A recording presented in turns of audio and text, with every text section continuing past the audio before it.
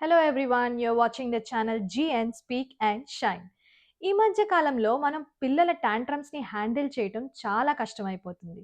ఎప్పుడైనా సరదాగా వాళ్ళతో బయటికి వెళ్తే అది కావాలి, ఇది కావాలి, బొమ్మలు కావాలి అని ఏడుస్తూ ఉంటారు. వద్దంటే ఇంకా ఏడుస్తారు.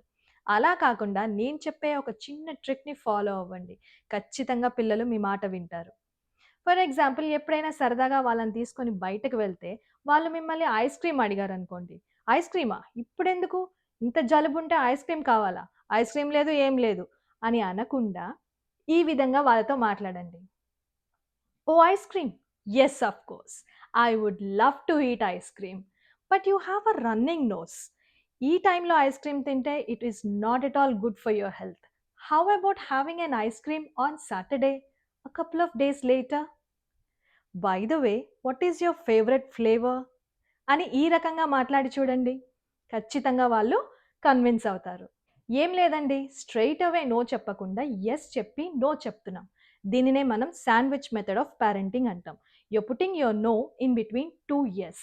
This is a positive way of approach to change your child's behaviour.